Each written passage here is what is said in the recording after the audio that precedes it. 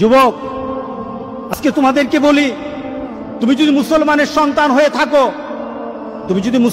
সন্তান হয়ে থাকো, তাহলে আজকে তোমাকে এই চিন্তা করতে হবে, এমন কাজ আমি করব না যেই কাজের জন্য আমাকে মৃত্যু পরবর্তী জীবনে আমাকে গুনাহ পেতেই থাকবো, এই কাজ আমি করব না। এটা মুসলমান, এটা হলো মুহাম্মদ সাল্লাল্লাহু আলাইহি সাল্লামের কলিজার টুকরা উম্মত, এটা হলো উম্মতের পরিচয়। আজকে আপনি আশ্চর্য হবেন, গোটা পৃথিবীতে এখন নেট ব্যতীত মানুষ থাকতে পারে না। আজকে যুবকগুলি এগুলি ছাড়া থাকতে পারে না। আজকে যুবকগুলি নিজেকে বিভিন্নভাবে সমাজের মধ্যে পরিচয় তুলে ধরছে, তারা মুসলমানের সন্তান, এই পরিচয় আজকে সমাজের মধ্যে হচ্ছে না। আল্লাহ সুবহানাহু ওয়া তাআলা আমাদেরকে বলছেন, ইন্না নাহনু নুহয়িল মাউতা ওয়া নাকতুবু মা কদ্দামু, আমি তো মৃতদেরকে জীবিত করি। আল্লাহ বলেন, আমি মৃতদেরকে আবার জীবিত করব এবং তাদের কৃতিকর্মগুলি আমি সবগুলি লিপিবদ্ধ করে রাখি। ওয়া কুল্লা শাইইন আহসাইনাহু ফি ইমামিন মুবিন, আর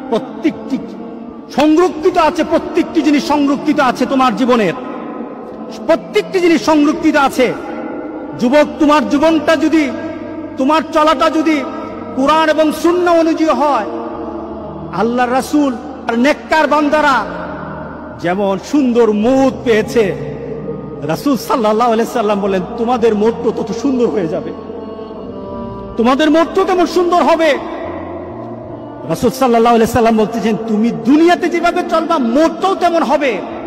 কোন ধরনের খারাপই যদি তোমার মধ্যে থাকে, তুমি যদি খারাপ নীতিতে চলো, তুমি খারাপ দৃশ্য নিয়ে চলো, তোমার হাতে খারাপ থাকে, তোমার ঘুমের সময় খারাপ জিনিস তোমার সাথে থাকে, তুমি তোমার বন্ধু বান্ধবের সাথে যখন আড্ডা দাও তখন তুমি খারাপ কোন দৃশ্য নিয়ে তুমি কথা বলো, তুমি তোমার বন্ধু বান্ধবের সাথে যখন কথা বলো তোমার ভিতরে খারাপ চিন্তা থাকে, তোমার মতটাও তেমন খারাপই মত হবে।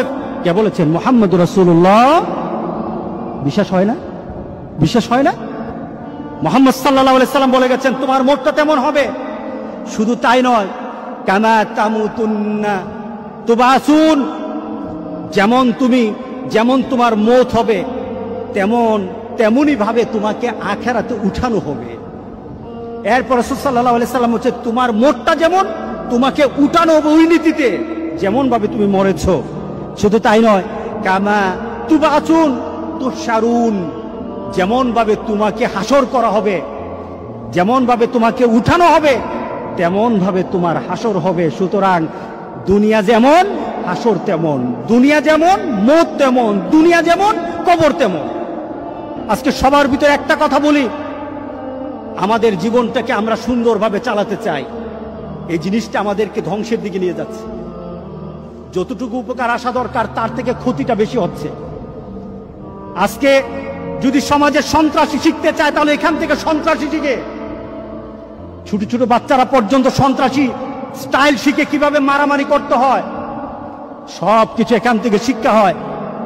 যদি তোমার ভিতরে দিনদারি হয়, সেটা তোমার আল্লাহর তরফ থেকে তোমার প্রতি একটা করুণা, তুমি ভালো কিছু বের করতে পারো, ভালো কিছু বের করতে পারো। এটা ভালোর দিকেও নিয়ে যায়, খারাপের দিকে নিয়ে যায়, তবে খারাপের দিকের সংখ্যাটাই বেশি। তাহলে আজকে আমরা এই নিয়ত করব,